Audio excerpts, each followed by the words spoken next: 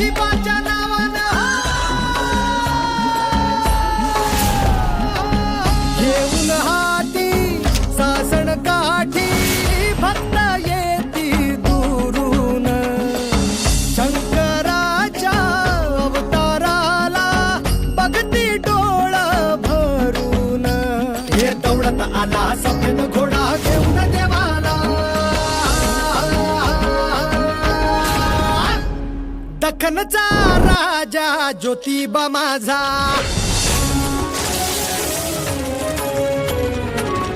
हो अंबाबाई सांग बरं ती हाक ऐकली देवान सत्वर रणी धावला उभा ठाकला खडक त्रिशूल घेऊन रत्नासूर मारिला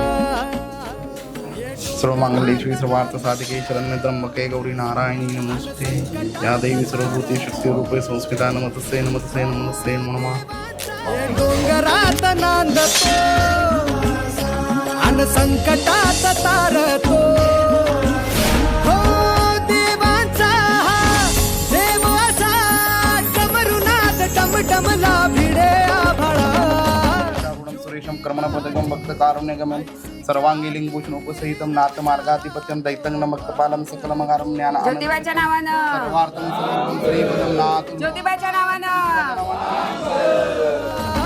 ज्योतिबाची ऐसी ख्याती नवसाला तो पावतो पायावरती ठेवा माथा कृपा भक्तावर करतो हे दौडत आला सफेद घोडा घेऊन देवाला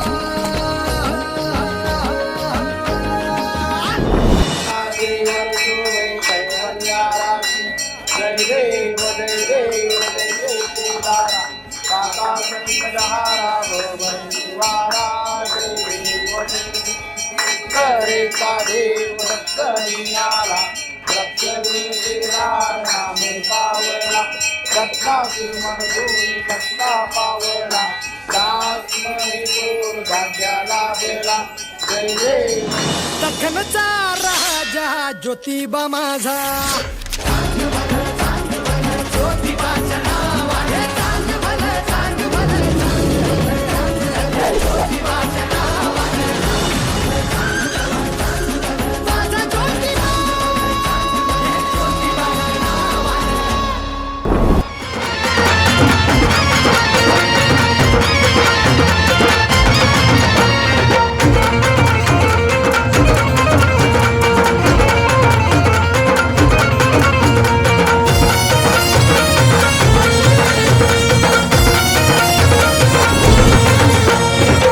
रूप सूर्याचं आणि त्या शिवाचं दैवत भारी आहे या गावाचं रूप सूर्याचं आणि त्या शिवाचं दैवत भारी आहे या गावाचं अंबाबाईच्या रक्षणाला डोंगरावरती उभा अंबाबाईच्या रक्षणाला डोंगरावरती उभा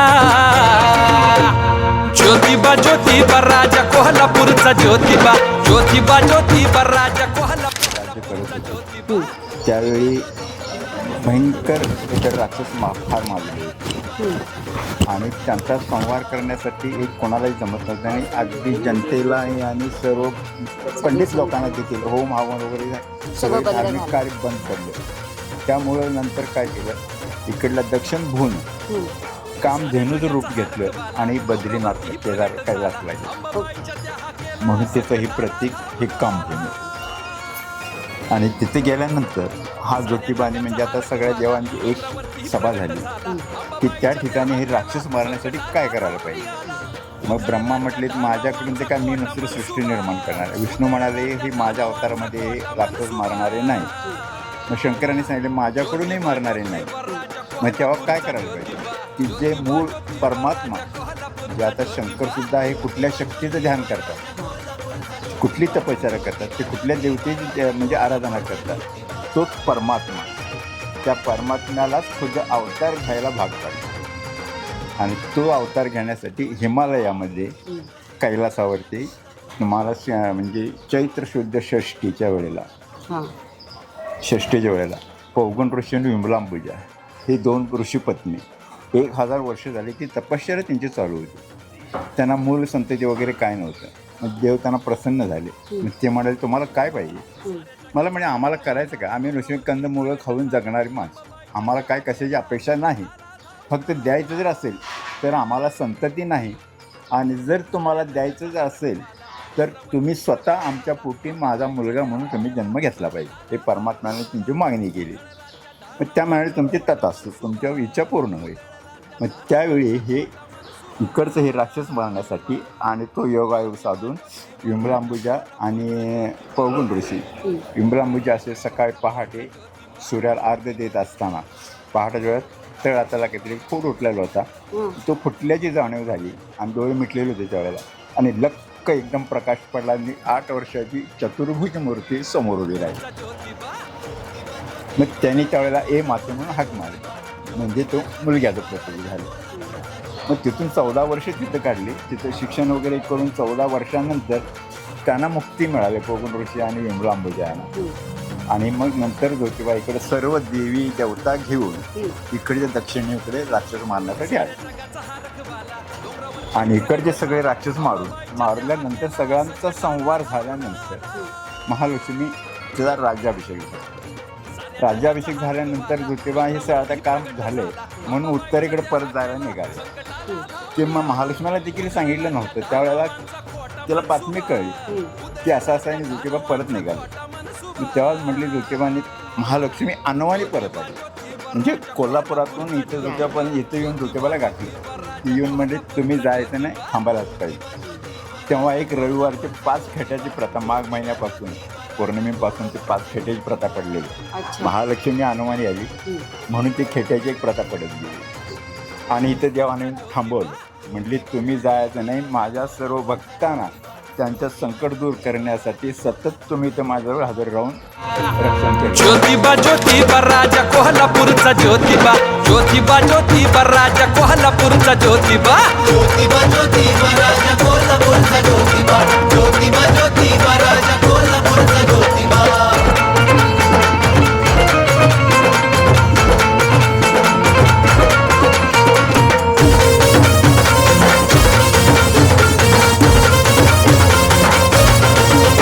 साऱ्या जगाचा हा रखवाला डोंगरावरतीही प्रगट झाला.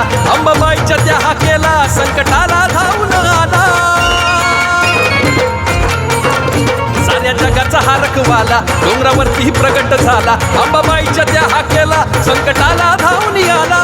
उधळला त्या दानवांचा खोटा मनसुबा, उधळला त्या दानवांचा खोटा मनसुबा. ज्योतिबाच्या नावानं चांगलं. नमः पार्वती पते हर हर तुमचा ज्योतिबा. ज्योतिबा ज्योतिबा राजा कोल्हापूरचा ज्योतिबा, ज्योतिबा ज्योतिबा राजा कोल्हापूरचा ज्योतिबा.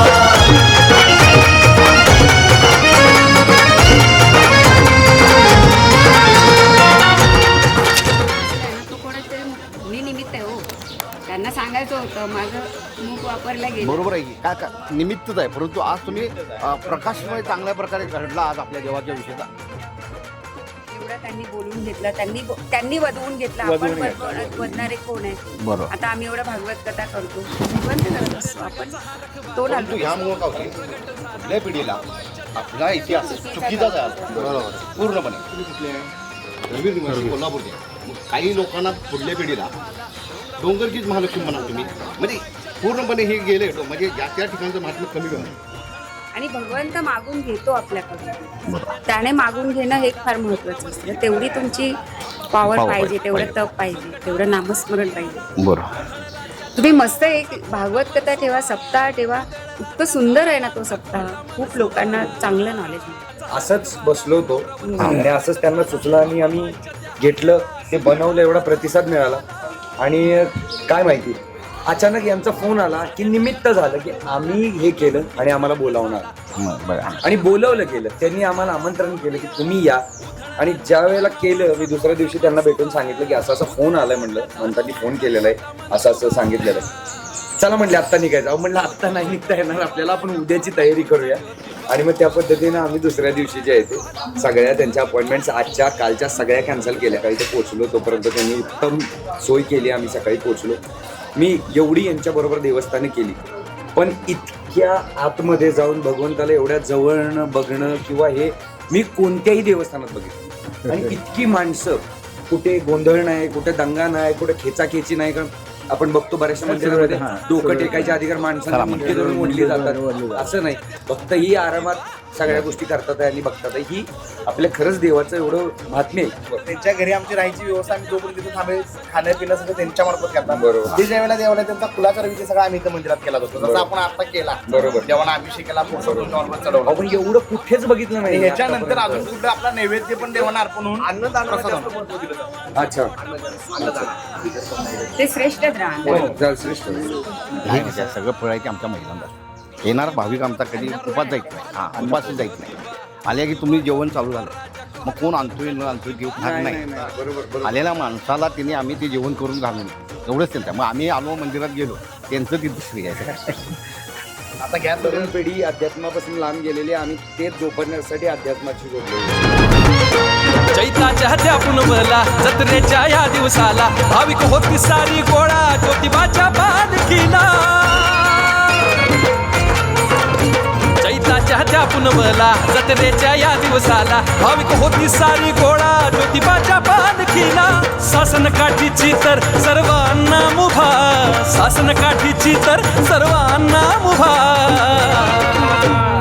ज्योतिबा ज्योतिबा राजा कोल्हापूरचा ज्योतिबा, ज्योतिबा ज्योतिबा राजा कोल्हापूरचा ज्योतिबा. ज्योतिबा ज्योतिबा राजा कोल्हापूरचा ज्योतिबा, ज्योतिबा ज्योतिबा राजा कोल्हापूरचा ज्योतिबा.